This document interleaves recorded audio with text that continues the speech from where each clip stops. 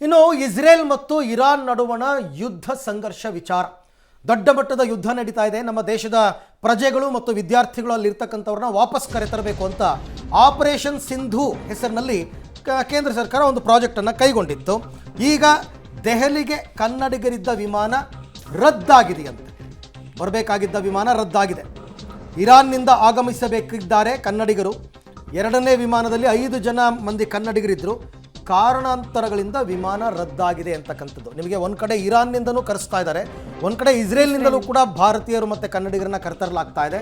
ಆದರೆ ಕಾರಣಾಂತರಗಳಿಂದ ಅಂದರೆ ಫಾರ್ ಟೈಮ್ ಬೀಯಿಂಗ್ ರದ್ದಾಗಿದೆ ಅಂತ ಅನ್ಸುತ್ತೆ ಅಷ್ಟೇ, ತಾತ್ಕಾಲಿಕ. ಇರಾನ್ ಪಕ್ಕ ಇರೋ ದೇಶಗಳ ಜೊತೆಗೆ ರಾಜತಾಂತ್ರಿಕವಾಗಿ ಹಲವು ಸುತ್ತಿನ ಮಾತುಕತೆಗಳನ್ನ ಆಡ್ತಿರ್ತಾರೆ. ಆ ಟೈಮ್ನಲ್ಲಿ ಒಂದಷ್ಟು ವಿಚಾರಗಳು ಅಡ್ಜಸ್ಟ್ ಅರ್ಮೇನಿಯಾದಿಂದ ಕ್ಲಿಯರೆನ್ಸ್ ಸಿಕ್ಕಿತ್ತು. ಅರ್ಮೇನಿಯಾ ಮುಖಾಂತರ ಕರೆತರೋದಕ್ಕೆ ಒಂದು ಬ್ಯಾಚ್ ಈಗಾಗಲೇ ಬಂದಿದೆ. ಹೌದು, ಒಂದು ಬ್ಯಾಚ್ ಈಗಾಗಲೇ ಡೆಲ್ಲಿ ಏರ್ಪೋರ್ಟ್ಗೆ ಬಂದಿದ್ದಾರೆ. 110 ಜನ ಭಾರತೀಯರಿದ್ದಂತಹ ಒಂದು ಬ್ಯಾಚ್ ಇರಾನ್ನಿಂದ ಬಂದಿದ್ದಾರೆ. 18 ಟೆಕ್ನಿಕಲ್ ಗ್ಲಿಚ್ ಇರುತ್ತೆ ಒಂದೊಂದ್ಸಲ, ಆಗುತ್ತೆ ಏನೋ ಪ್ರಾಬ್ಲಮ್, ಬಟ್ ಅದು ಟೆಂಪರರಿ ಅಷ್ಟೇ. ಇರಾನ್ ಇಸ್ರೇಲ್ ನಡುವೆ ಯುದ್ಧ ಸಂಘರ್ಷಕ್ಕೆ ಸಂಬಂಧಪಟ್ಟಂತೆ ಇರಾನ್ನಿಂದ ದೆಹಲಿಗೆ ಭಾರತೀಯರ ತಂಡ ಬಂದಿಳಿದಿದ್ದರ ಬಗ್ಗೆ ನಾವು ಈಗಷ್ಟೇ ಮಾಹಿತಿ ಕೊಡ್ತಾ ಇದ್ವಿ. 110 ಭಾರತೀಯ ವಿದ್ಯಾರ್ಥಿಗಳ ಮೊದಲ ಬ್ಯಾಚ್ ವಾಪಸ್ಸಾಗಿದೆ. ಆಪರೇಷನ್ ಸಿಂಧು ಹೆಸರಲ್ಲಿ ಭಾರತೀಯರ ರಕ್ಷಣಾ ಕಾರ್ಯಾಚರಣೆಯನ್ನ ಭಾರತ ಸರ್ಕಾರ ಮಾಡ್ತಾ ಇದೆ. ಸೊ ಅರ್ಮೇನಿಯಾದ ಮೂಲಕ ಭಾರತಕ್ಕೆ ವಾಪಸ್ ಆಗೋ ಕೆಲಸವನ್ನ ಇರಾನ್ನ ಮೂಲಕ ಭಾರತೀಯರೇನಿದ್ರು ಅಲ್ಲಿಂದ ಅರ್ಮೇನಿಯಾಗೆ ಬಂದು ಅರ್ಮೇನಿಯಾದಿಂದ ದೆಹಲಿಗೆ ಬರುವಂತಹ ಕೆಲಸವನ್ನು ಮಾಡ್ಕೊಳ್ತಾ ಇದ್ದಾರೆ. ಬಟ್ ಅಗೇನ್ ನಾವು ಹೇಳಿದಾಗೆ ಒಂದು 4-5 ದೇಶಗಳ ಜೊತೆಗೆ ಹಲವು ಸುತ್ತಿನ ಗೌಪ್ಯ ರಾಜತಾಂತ್ರಿಕ ಮಾತುಕತೆಗಳು ಆಗ್ತಾ ಇರುತ್ತೆ. ಸೇಫ್ ಎವ್ಯಾಕ್ಯುಯೇಷನ್ಗೆ, ಒಂದು ಸೇಫ್ ಪ್ಯಾಸೇಜ್ ಅನ್ನು ಕ್ರಿಯೇಟ್ ಮಾಡೋದಕ್ಕೆ ಇನ್ನೂ ತುಂಬಾ ಜನ ಇದ್ದಾರೆ. ಒಂದು ಅಂದಾಜಿನ ಪ್ರಕಾರ ಇಸ್ರೇಲ್ನಲ್ಲಿ 19 ಲಕ್ಷ ಜನ ಕೆಲಸ ಮಾಡ್ತಾ ಇದ್ರೆ ಇರಾನಲ್ಲಿ 20,000 ಜನ ಇದ್ದಾರೆ ಇಂಡಿಯನ್ಸ್. ಸೊ ಅವರೆಲ್ಲರನ್ನೂ ಹಂತವಾಗಿ ಕರ್ಕೊಂಡು ಬರೋ ಕೆಲಸ ಆಗುತ್ತೆ. ಆಪರೇಷನ್ ಅಜಯ್ ನಮಗೆ ಬೆಸ್ಟ್ ಎಕ್ಸಾಂಪಲ್. ಡೀಟೇಲ್ಸ್ ಕೊಡ್ತಾರೆ. ಶಬೀರ್ ನೇರ ಸಂಪರ್ಕದಲ್ಲಿ ಜಾಯ್ನ್ ಆಗ್ತಾ ಇದ್ದಾರೆ. ಶಬೀರ್, 110 ಭಾರತೀಯರು ಬಂದಿಳಿದಿದ್ದಾರೆ. ಸೊ ಅವ್ರ ಎಕ್ಸ್ಪೀರಿಯನ್ಸ್ ಅನ್ನ ಯಾವ ರೀತಿ ಶೇರ್ ಮಾಡ್ಕೊಂಡ್ರು? ಒಂದು, ಎರಡನೇದು, ಈಗ ತಾತ್ಕಾಲಿಕವಾಗಿ ಇರಾನ್ನಿಂದ ಆಗಮಿಸಬೇಕಾಗಿದ್ದಂತಹ ಕನ್ನಡಿಗರಿದ್ದಂತಹ ವಿಮಾನ ರದ್ದಾಗೋದಕ್ಕೆ ಏನ್ ಕಾರಣ ಅಂತ ಅದೇನಾದ್ರೂ ಗೊತ್ತಾಗಿದೆಯಾ?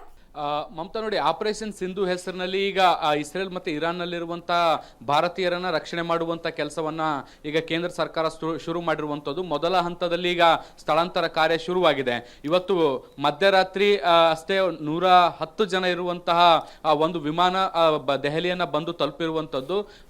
ದೆಹಲಿಗೆ ಬಂದ ಬಳಿಕ ಅಲ್ಲಿರುವಂತಹ ಭೀಕರತೆಯನ್ನ ವಿವರಿಸುವಂತ ಕೆಲಸವನ್ನ ಕೂಡ ಭಾರತೀಯರು ಮಾಡಿದ್ರು. ಯಾವ ರೀತಿಯಾಗಿ ದಾಳಿ ನಡೀತಾ ಇದೆ, ಮತ್ತೆ ಯಾವ ರೀತಿಯಾಗಿ ಸದ್ದುಗಳು ಕೇಳಿ ಬರ್ತಾ ಇತ್ತು, ಡ್ರೋನ್ ದಾಳಿ ಆಗ್ತಾ ಇತ್ತು, ಮಿಸೈಲ್ಗಳ ದಾಳಿ ಆಗ್ತಾ ಇತ್ತು ಅನ್ನುವಂಥದ್ದನ್ನ ತಮ್ಮ ಸುತ್ತಮುತ್ತಲಿನ ಪ್ರದೇಶಗಳಲ್ಲಿ ಏನ್ ನಡೀತಿದೆ ಅನ್ನುವಂಥ ಮಾಹಿತಿಗಳನ್ನ ಹಂಚಿಕೊಳ್ಳುವಂತ ಕೆಲಸವನ್ನ ಕೂಡ ಮಾಡಿದ್ರು. ಸೊ ಈಗ ಅವ್ರನ್ನ ಒಂದು ಹಂತದಲ್ಲಿ ಸೇಫ್ ಮಾಡಿ ಅವ್ರನ್ನ ಕರೆತರುವಂತ ಕೆಲಸಗಳಾಗಿದ್ದಾವೆ. ಇನ್ನು ಮುಂದಿನ ಹಂತದಲ್ಲಿ ಇನ್ನಷ್ಟು ಭಾರತೀಯರನ್ನ ಕರೆತರುವಂತ ಕೆಲಸಗಳು ಕೂಡ ಆಗ್ತಾ ಇದಾವೆ. ಎರಡನೇ ವಿಮಾನ ಬೆಳಗ್ಗೆ 7 ಗಂಟೆ ಅಷ್ಟೊತ್ತಿಗೆ ರೀಚ್ ಆಗ್ಬೇಕಾಗಿತ್ತು. ಅದು ತಾತ್ಕಾಲಿಕವಾಗಿ 9 ಗಂಟೆಗೆ ರೀಶೆಡ್ಯೂಲ್ ಆಯ್ತು.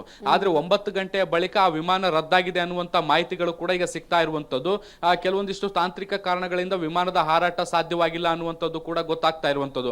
ಅರ್ಮೇನಿಯಾದಿಂದ ಕ್ಲಿಯರೆನ್ಸ್ ಸಿಕ್ಕರೂ ಕೂಡ ವಾಯು ಪ್ರದೇಶದಲ್ಲಿ ಯಾವ ರೀತಿಯಾದಂತಹ ಸನ್ನಿವೇಶಗಳಿದಾವೆ ಅನ್ನುವಂಥದ್ದನ್ನ ಕೂಡ ಗಮನಿಸಬೇಕಾಗುತ್ತೆ. ಯಾಕೆಂದ್ರೆ ಇರಾನ್ ಮತ್ತೆ ಇಸ್ರೇಲ್ ನಡುವೆ ನಿರಂತರವಾದಂತಹ ವಾಯು ದಾಳಿಗಳು ನಡೀತಾ ಇರುವಂತಹ ಹಿನ್ನೆಲೆಯಲ್ಲಿ ಇವೆರಡೂ ದಾಳಿಗಳು ನಡೆದೇ ಇರುವಂತಹ ಸೇಮ್ ಟೈಮ್ ಅನ್ನ ನೋಡಿಕೊಂಡು ಹೊರತರಬೇಕಾಗಿರುವಂತಹ ಅನಿವಾರ್ಯತೆಗಳಿದಾವೆ. ಹೀಗಾಗಿ ವಿಮಾನದ ಹಾರಾಟದಲ್ಲಿ ಒಂದಿಷ್ಟು ವಿಳಂಬ ಆಗಿರುವಂತಹ ಸಾಧ್ಯತೆಗಳಿದಾವೆ.